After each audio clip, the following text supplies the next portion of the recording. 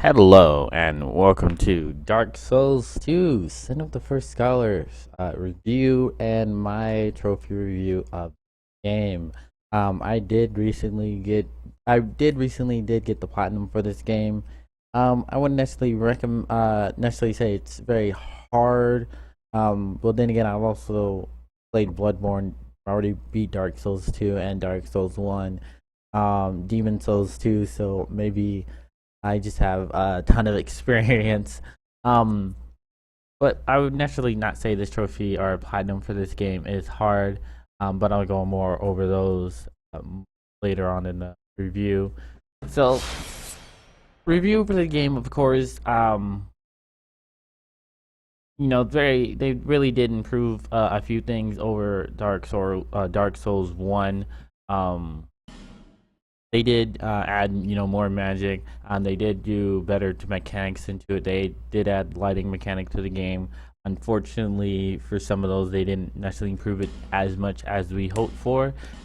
Lighting for the game, you're able to equip a torch and use it, but unfortunately, the chances of you actually using a torch because the room is actually dark is very unlikely. They don't get too dark, and when they are in a dark room, it's not for too long. But you can easily, light a torch at a bonfire, and you're able to light. Unfortunately, you're not able to use your left hand for a weapon or a shield. You're able to use a torch as a weapon, and that's pretty much it. Overall, bosses in this game, at least to me, I don't necessarily like them all that much. Because at least my problem for the bosses is that they are all human formed. At least most of them are. They're pretty much, a guy with 2 feet, 2 hands, maybe some wings, and they're pretty much all based off that. I mean, it does get some negative. I do prefer this game's magic system over Dark Souls and Demon Souls. The only thing I really liked about Demon Souls is that they had a mana bar, easy to abuse that, at least for me it was. PvP in this game, it could be better, it could be worse. I'm not gonna lie. There are times when the net coding for this game is not at its best. I've had times where, or at least if you've seen on my YouTube page, I do have a video of a guy backstabbing me while I was literally facing him. So that was a thing. Unfortunately, I'm going to sit here and lose because I'm focusing on this review. But it's whatever. Of course he's taught. But of course it's a fun game. If you did play Dark Souls, 1, Demon Souls, and if you have yet to play Dark Souls 2, I highly recommend getting it. If you have already played Dark Souls 2, especially if you played at least most of DLC, I don't really find this as worthy, because naturally the only thing that was changed was DLC. They added, and they did change some of the enemy. They did add new enemies. They did change the placement of some enemies. They did add, I guess I would say, speedrunner stoppers. And what I mean by that is that they did add a whole bunch of statues where you have to de-stone a person and, wait for them to fully unturn, fall to the ground, and then you can kill them, which will add a significant amount of times to speedrunners. So, I mean, for casual runners, it's not really going to affect you. It's just annoying that you have to find the item to necessarily de-stone them, but that's not too bad. Areas, of course, are the same. About the DLC bosses, at least for me, I feel like all the DLC bosses are broken. So, at least in my opinion, they're all broken. Most of the DLC bosses weren't hard. Majority of them, it was just they were broken. Like they were, I guess, say cheap. I guess I would say that they were very cheap. Unfortunately, one of the DLC bosses are a copy and paste of a boss already in the game. and they actually just gave it a different skin color. And I think they want to say they added 2 or 3 moves to his move list. One of which he has a freaking a large swing like this, and for some odd reason, his attack goes all the way behind him. So if you initially wanted to be safe, you would have to be where my current character's right foot is, and then everything around there, pretty much from that arc, would get you hit. And for me, of course, videos on YouTube of me struggling trying to beat it. But other than that, I mean, they did make the game overall harder in the DLC by adding, placements of enemies, placement of enemies, the stronger of enemies, their environment itself, to where, the environment's getting you killed because of the enemy placement and the environment itself. And it is still very overwhelming. You still get that good feeling of conquering bosses, you still get that, fuck yeah, just beat it. One of the few things that gamers can do now, where your death in Dark Souls, of course, your death is your fault. You died because you didn't pay attention. You died because you didn't look into your environment. You died because you mistimed something. Dark Souls did keep it in the game with your deaths being necessarily fault, and the rewarding of overcoming a boss, an enemy, an area. It's still there. You still get that like, yeah, feeling. So overall, once again, if you haven't played Dark Souls 2 and you like the Dark Souls series, Bloodborne, highly recommend it. If for some reason you really do like Dark Souls and you played the DLC, they did upscale it, so it does look a little bit better than it was before. There's different enemy placements will throw you off. I believe outside that, if you once again played all the DLCs of Dark Souls 2 and everything, I don't believe there's much here to surprise you, once again, other than enemy placement. Grabbing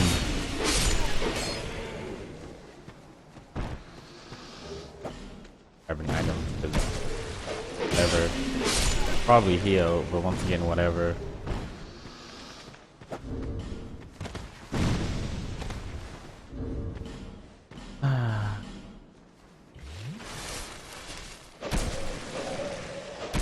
Oh, hey, how you doing? But as you can see, I'm just messing around. They didn't add, a few items and everything like that with necessarily DLC.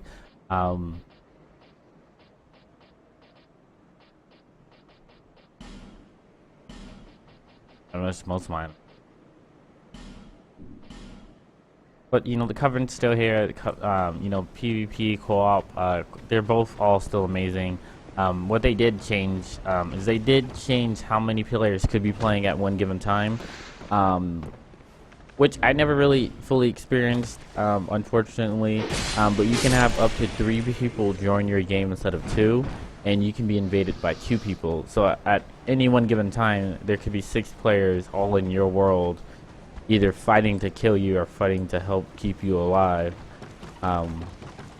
Which gave me an idea of them setting up like clan wars or something like that, or Covenant wars or whatever, where there's 3 people, 3 on 3 or 4 on 4 or something like that, which would definitely make some amazing content and gameplay, and very interesting overall. But it's actually Dark Souls. There's not much to talk about. It's game's been out for a long time. They just ported over the PC, which was a very good port in my opinion. I've found very few times where I died because of a glitch, or the game bugged out. In fact, I've never had a game bug out or anything like that, and it aborted me to PlayStation menu. Doing a little drink. This still is so entertaining. But that's pretty much the review. Same old DLC. Once again, it's worth it. It's worth it if you haven't played if you definitely haven't played Dark Souls 2 but love the series. Definitely worth it if you played Dark Souls 2 but never played the DLC. That's mainly one of the reasons why I played it, was for PvP, and the DLC, totally worth it. So that was the review of the game itself. Going to naturally move on to the trophy review of it. So if you don't care about trophies, achievements, whatever, you can pretty much end it right here. Continue on about your life. Trophy review is now officially started. I'm going to go by the trophies that aren't secrets, and then I'll break down the secret trophies, and the categories are what would best help me, describe them to you. So, of course, there's the platinum for acquiring other trophies. There's, of course, the first death trophy, which I really do appreciate it. They have the standard get all the spells, sorceries, miracles, pyromancies, and hexes, which do include the DLC. So if you already platinum Dark Souls 2, did everything in Dark Souls 2, you will need to adventure on to the DLC to, of course, obtain those, but it's not all that bad. Takes a little bit of grinding through playthroughs, because for pyromancies and miracles, there's 2 ways to obtain them, but it's just best to go to New Game Plus, where you third playthrough of the game, where you can just buy them from a guy once you get a certain part of the game. Other than that, you can get them eventually through PvPing, but you have to get to like 500 wins, or 500 wins. That, as you can tell, can take quite a while. Reforce a weapon to its max limit. Very easy. You should get this just naturally through playing the game. Reclaim a flesh and set out. That is story-wise, so you shouldn't miss that. Acquired all jesters. You may now, just like the sorceries and miracles, it's best to look up a guide early after you beat the game. Give that fresh new game first playthrough, that fresh blind play. But jesters not too hard to get. Max out a devotion, devotion to a covenant. Easy. You don't even have to search out for it, because you'll get it. You will get it trying to get another more other spells for hexes. So there's a dark covenant you have to max out, and that will get you the trophy and the hexes you need for all the hex trophies. Story related. The King's Ring, Ancient Giant. Beat the ending, defeat the last giant, lighting the bonfire, the Iron Key, the Glutch Black Glutch bonfire, the Bright Stone bonfire, Looking Glass Night. Those are all story related. If you just take the proper path, not even the proper path, because you can, it's Dark Souls, you can pretty much take whatever route you want. But as long as you're not glitching through, bugging through, or anything like that, those are story related trophies, and you'll get them just playing the game if you're beat it. Defeat Vedrick. Don't have to. Not required for beating the game, but it is for a trophy. Not that hard to do. You just need to get these giant souls, which it's best to just do them playthrough too, if you want. You can do it in first playthrough. It was just on my second playthrough, I had like 6 of them, and you only really need 3 to defeat him, and each soul made him weaker and weaker, making it easier for them to fight. He himself is not that hard to fight. Of course, I have a video of me doing it on YouTube. The rest are, you know, there's Covenant trophies. There's 1, 2, 3,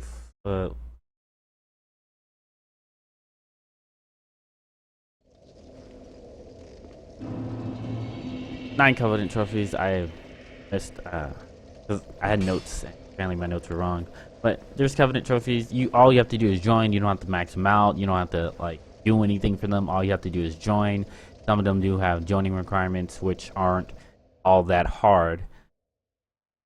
But those are pretty much simple trophies. You know, pretty much all the trophies I've said so far, none of them were all that difficult themselves. So we're going to be moving on. There is the Curious map, which is light all the flames on the map of Majula. There is a guy you have to find. He goes into the castle at the hub. If you just defeat, I can't remember, the Center, Iron King, and a few other bosses whose names I can't pronounce because I'm just bad at pronouncing names.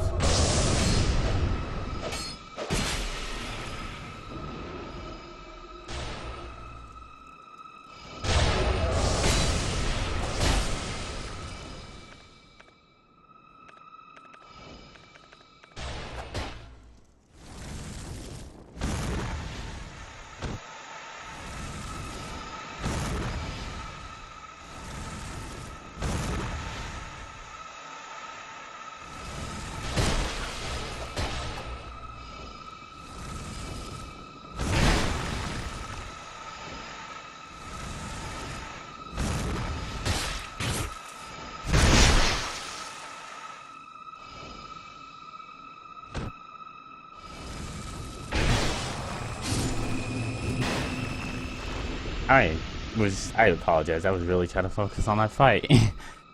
Change of clothes. Give Rosabelle some clothes. You just give her gloves or whatever. Very easy. Just find her, give her clothes. The rest of these trophies are getting equipment from certain NPCs in the game. Most of them you probably do on accident, and you just need to reclaim their clothes.